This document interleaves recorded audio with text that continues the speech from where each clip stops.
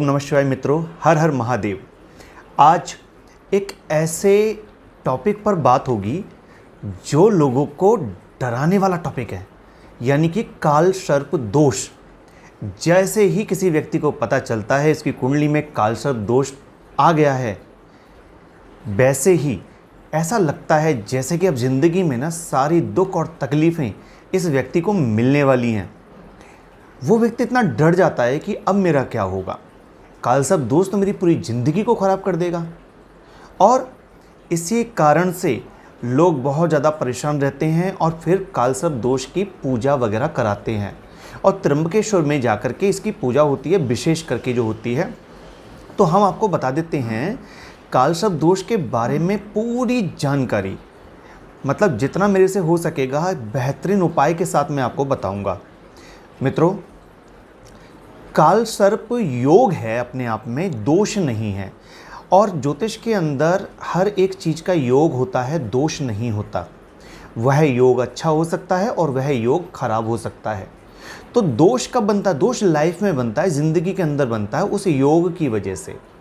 अब जिस काल सर्प योग की वजह से लोग भ्रमित रहते हैं, परेशान रहते हैं, उनकी ज़िंदगी के अंदर वो सोचते हैं कि पता नहीं हमारा क्या होगा, ये काल सर्प दोष बनाने वाला भी होता है।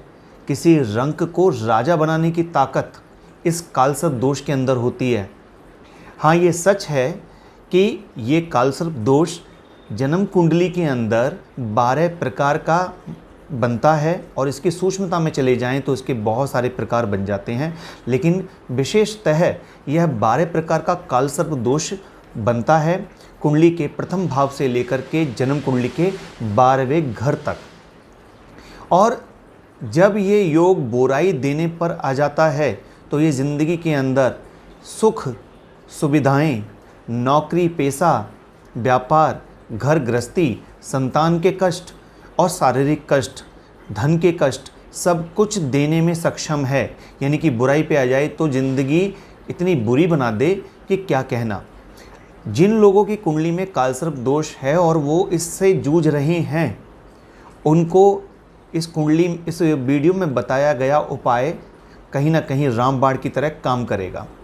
लेकिन हम यहाँ ये बताना चाह रहे थे कि जिन्होंने अभी अपनी ज़िंदगी में इस काल सर्प दोष के दुष्प्रभाव को देखा ही नहीं है, सिर्फ कुंडली दिखाने के बाद उन्हें ये पता चल गया है कि उनकी कुंडली में काल सर्प दोष है और बस इतना सुनते ही काल सर्प दोष की पूजा करनी है, काल सर्प दोष का निवारण करना है, काल सर्प दोष में तो मेरा ये हो जाएगा, काल सर्प दोष में तो मेरा वो हो जाएगा। ये सारे भ्रम जो मन के अंदर आ बैठे हैं उन्हें निकालने की ज़रूरत है। ये योग जो है ये शुभ भी है और ये योग अशुभ भी है। तो जिनकी कुंडली में अशुभ है और उन्होंने अपनी लाइफ के अंदर देखा है कि इस काल सर्प की वजह से उन्होंने क्या क्या नहीं झेला, उनको उपाय करने की आवश्यकता है। और कैसे पता चलेगा कि ये योग कुंडली में शुभ है या अशुभ है? तो एक अच्छे ज्योतिषी की ज़रूरत पड़ेगी आपको, जो ये बता सकें कि कुंडली में ये योग शुभ है अथवा अशुभ है। ठीक है ना? और अगर आपको खुद से जानना है तो एक छोटा सा, इसके बहुत सारे मेथड्स हैं जिससे ये पता लगाया जाता है कि ये शुभ है या अशुभ। लेकिन यहाँ पर एक मेथड्स मैं आपको बता रहा हूँ, आप अपनी कुंडली पर अप्लाई करिएगा इसको कि राहु केतु वक्री हमेशा रहते हैं, वक्री चलते हैं। यानी कि अगर प्रथम भाव के अंदर राहु बैठा हुआ है तो राहु द्वितीय भाव में नहीं जाएगा, राहु 12th हाउस के अंदर जाएगा, यानी कि बैक चलता है। ठीक है, पीछे की तरफ जाएगा। इसी तरह से जन्म कुंडली में राहु जहाँ भी बैठा है और राहु से लेकर केतु तक, इन दोनों को देखिए पोजीशन को, राहु से केतु तक, यानी राहु जहाँ से बैठे हैं वहाँ से बैक चलना है, आपको उल्टा चलना है बैक में, क्योंकि ये आगे नहीं बढ़ते, ये पीछे की तरफ जाते हैं। तो राहु से लेकर केतु तक जहाँ तक ग्रह आ जाएं सारे के सारे, समझ लीजिए वो जो काल सर्प दोष है ना, वो आपके ऊपर बुरा प्रभाव डालने वाला है। क्योंकि काल सर्प दोष में कहा जाता है कि जब कुंडली में सारे ग्रह एक तरफा हो जाएं, राहु केतु से एक तरफा सारे ग्रह हो जाएं, तो राइट या लेफ्ट, तो वो काल सर्प दोष बन जाता है उस कुंडली में। और जब कोई एक ग्रह बाहर आ जाता है तो अर्ध काल सर्प दोष बन जाता है। तो आपको क्या देखना है कि राहु जहाँ भी है कुंडली में, और जहाँ केतु है, तो राहु से उल्टा जब गिनेंगे, पीछे की तरफ आएंगे उल्टा, यानी कि आप मान लीजिए कि राहु अगर 10वें घर में है तो 10 से 9, 8, 7, 6, 5, 4 ऐसे गिनेंगे। तो ये जो घर हैं 10, 9, 8, 7, 6, 5, 4, अगर इन घरों में सारे ग्रह आ गए हैं तो ये काल सर्प दोष है आपकी कुंडली के अंदर, यानी कि ये बुरा प्रभाव देगा।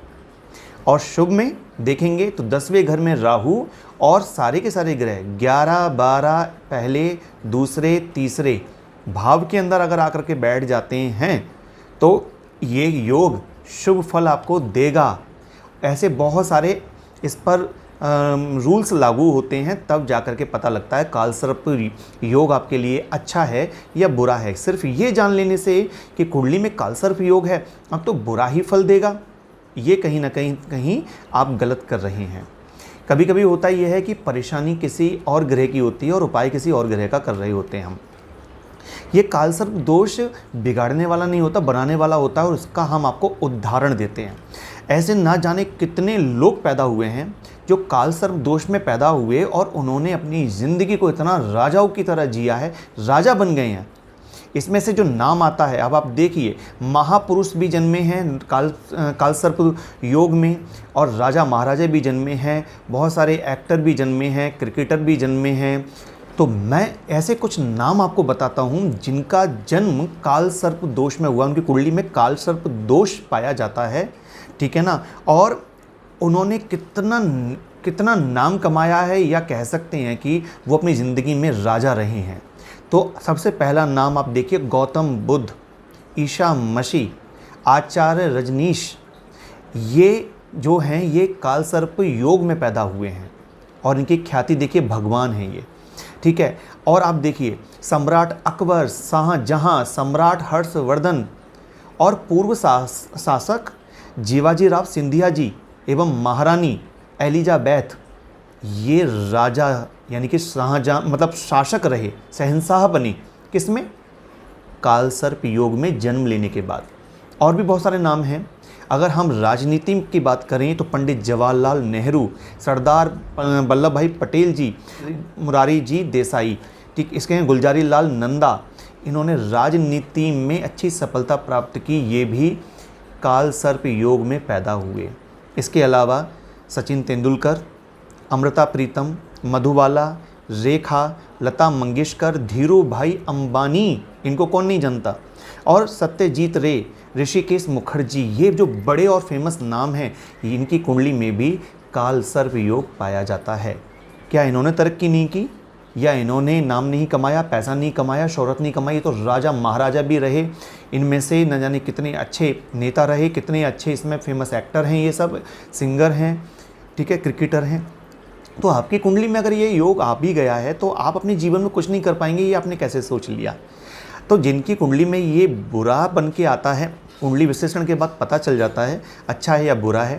जिनकी कुंडली में बुरा है उनके लिए त्र्यंबकेश्वर में जाकर के पूजा अर्चना होती है, वहाँ जाके कराना चाहें तो करा लीजिए, बहुत अच्छा रहता है वहाँ जब पूजा अर्चना करते हैं तो।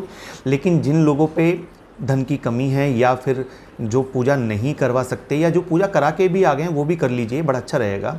काल सर्प योग में एक बात ध्यान रखिए, सबसे बड़े से बड़े उपाय में मैं अगर आपको कहूँ तो भगवान सदाशिव की पूजा है। भगवान सदाशिव की यदि आप पूजा करते हो, और पूजा करने में एक चीज़ कर लो, आप पलाश के फूल, टेंसू के फूल बाज़ार से ले लो, जैसे होली खेलते हैं, इन फूलों को ला करके गौमूत्र में भिगा के रख दो, और उसके बाद छाया में सुखा लो इनको। जब ये बिल्कुल सूख जाए इनका पाउडर बना लो, और सफ़ेद चंदन का पाउडर मिला करके इसको जब आप रोज़ाना जल डाल के या गंगा जल डाल के घोल करके शिव मंदिर जा कर के भगवान शिव की शिवलिंग पर त्रिपुंड खींचा करिए इससे। और त्रिपुंड खींचने के बाद उंगलियां जब आपकी हो जाएंगी तो उन उंगलियों से ही अपने माथे पर त्रिपुंड खींच लीजिए। यदि आप महिला हैं तो माथे पर टीका लगा लीजिए, ठीक है। ये करना प्रारंभ कर दो रोज़ाना, रोज़ नहीं कर सकते तो सोमवार को जाके कर लो, बहुत बेहतरीन उपाय है, ठीक है ना। इसके अलावा आप देखिए, काल सर्प दोष से मुक्ति देने के लिए भगवान श्री रामचंद्र जी और लक्ष्मण जी को जब नागपाश में बांध दिया था, काल सर्प क्या है? नागपाश ही तो है, सारे ग्रह बंध जाते हैं राहु और केतु के बीच में आके। तो इनको जब नागपाश में बांधा था तो हनुमान जी भी खड़े हुए थे, सब खड़े हुए थे, लेकिन उनके बंधन काटने के लिए सिर्फ गरुड़ देवता को बुलाया गया था और उन्होंने आकर के वो नागपाश खोला। ठीक है ना, समझ रहे हैं मैं क्या कहना चाह रहा हूँ। तो भगवान श्री गरुड़ देव जी की आराधना, क्षमा कीजिएगा, गरुड़ स्तोत्र का पाठ करना शुरू कर दो रोजाना। गरुड़ स्तोत्र का पाठ करने से ना बड़े से बड़ा बंधन छूट जाएगा आपका। आप ये करके देखिएगा, मैंने आपको ना अमृत बांट दिया ये बोल करके। मैं रखता कुछ नहीं अपने पास ना, ये ज़रूरी नहीं है मेरे को कुंडली दिखाएं, किसी को कुंडली दिखाएं तभी आपको उपाय मिले। मैंने आपको अमृत दे दिया, काल सर्प दोष से मुक्ति का एक ऐसा विशेष उपाय मैंने आपको दे दिया। गरुड़ स्तोत्र का पाठ करना शुरू कर दो। गरुड़ से सांप भागता है ना, पता है सबको। तो आप ये उपाय करना शुरू कर दीजिए, दोनों उपाय कर लीजिए, आनंद आ जाएगा। काल सर्प योग ना खराब हुआ ना, खराब से खराब भी, तो कुंडली के अंदर शुभ फल देना शुरू कर देगा। दोस्तों यहाँ तक यदि वीडियो को देख लिया है तो कमेंट में जाके ओम नमः शिवाय जरूर लिखना, इससे मुझे बहुत खुशी मिलती है। कोई सुझाव है या कोई सवाल है तो कमेंट में लिखिए। जल्दी मिलते हैं नई वीडियो में नई जानकारी के साथ। तब तक के लिए अपना ध्यान रखिए और ओम नमः शिवाय, हर हर महादेव।